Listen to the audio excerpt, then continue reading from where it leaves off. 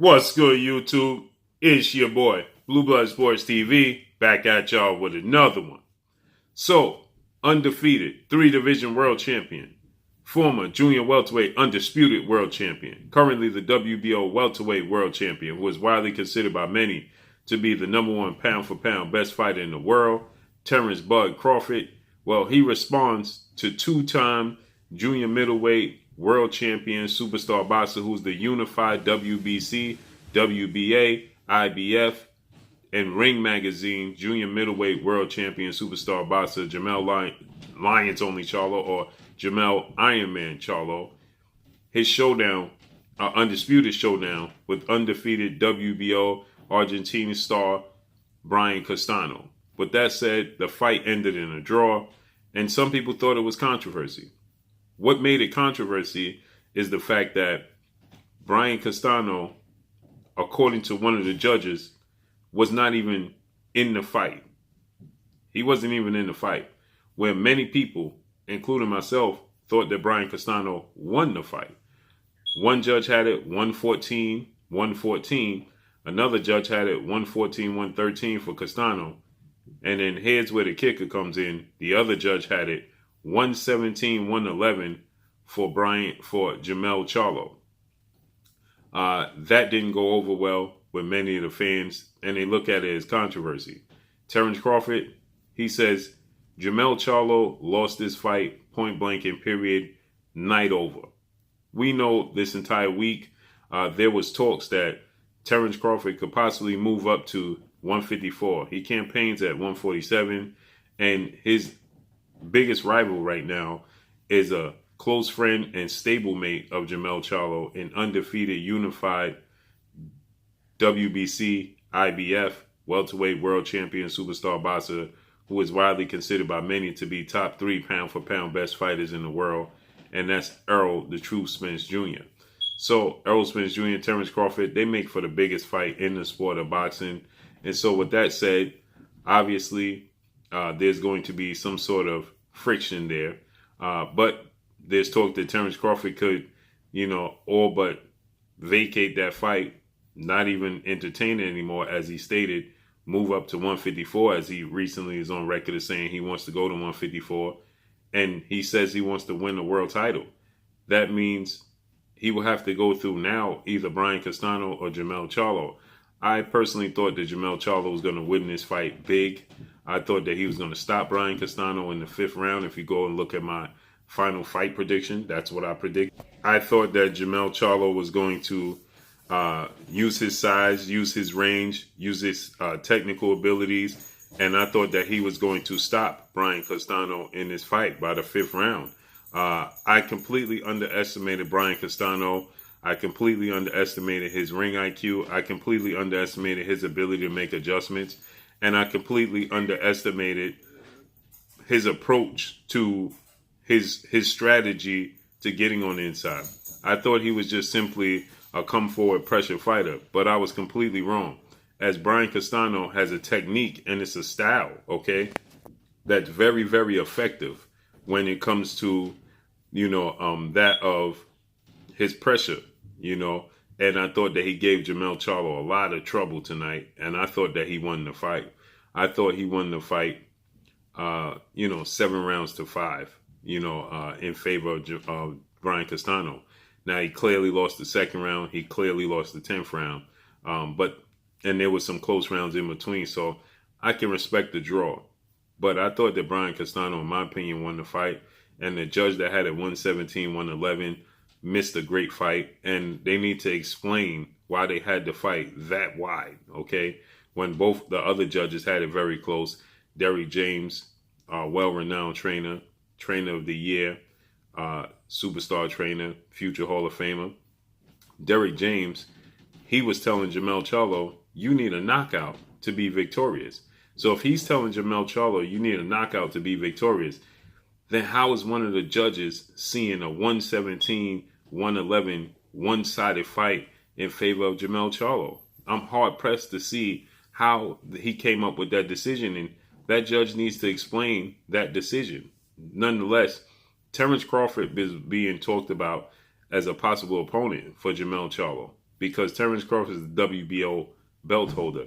And the way the WBO sanctioned body operates is if you move up and you didn't lose, they automatically make you the mandatory for whoever's the WBO belt holder, and they uphold their rules. If you don't follow the rules and you don't, face the opponent and face your obligations, your mandatory obligations, they will strip you from the title. We see this with Alexander Usyk, who was the WBO undisputed cruiserweight world champion, who turned heavyweight title contender. He's the mandatory for two-time unified heavyweight world champion British superstar boxer Anthony Joshua, as well as when Terence Crawford moved up from 140, when he was undisputed at 140 after he beat Julius Ndongo, he was automatically the mandatory challenger for Jeff Horn at 147. His first fight at 147 was against Jeff Horn because he was the immediate mandatory challenger. So if Terence Crawford moves up currently to 154, right now as it stands, he will be Brian Castano's mandatory challenger, okay? Immediate mandatory challenger. The thought was Jermell Charlo, who was the favorite, was going to win this fight, and Jermell Charlo wins this fight, then that makes Terence Crawford, who moves up to 147, the automatic mandatory challenger for Jermell Charlo. But with that said, unfortunately, the fight ended in a draw, and Terence Crawford, he's saying, well, look at this. He thinks that Jermell Charlo clearly won this fight. Clearly lost the fight, and he got a little bit of home cooking. The fight was in San Antonio, Texas. We know Jermell Charlo's from Houston, Texas, and Terence Crawford feels like there was a bit of home cooking there, okay? Terence Crawford, 37 wins, no losses, no draws. 27 wins, big wins by way of knockout. Terence Crawford is 33 years of age. He stands at 5'8", with a 74-inch arm reach, and the last time we saw him in the ring was November 14th of 2020 when he took on defeated former IBF welterweight world champion British superstar boxer Special K Kell Brook and got a dramatic knockout victory. With that said, Jermell Charlo is 31 years of age. Okay, Jermell Charlo stands at 5'11". He's listed as closer to 6 feet tall with a 74-inch arm reach. Okay. So with that said, Jermell Charlo, 32 wins, no losses. 32 wins, 1 loss, 1 draw now. And he has 18 wins by way of knockout, and this was a fight that was very interesting because the size advantage over Brian Castano. Jermell Charlo at 6 feet tall with a 74-inch arm reach. Brian Castano at 5'7.5" with a 67-inch arm reach. 5'8.5" with a 67-inch arm reach. Okay, he's 5'7". The size advantage for Jermell Charlo. The reach advantage for Jermell Charlo. He seemed to be the better skill fighter than Brian Castano. Okay. Jermell Charlo, 34 wins, 1 loss, 1 draw, 18 wins by way of knockout. Brian Castano now, 17 wins, no losses, 2 draws. Oddly enough, those 2 draws came in his 2 biggest fights of his career.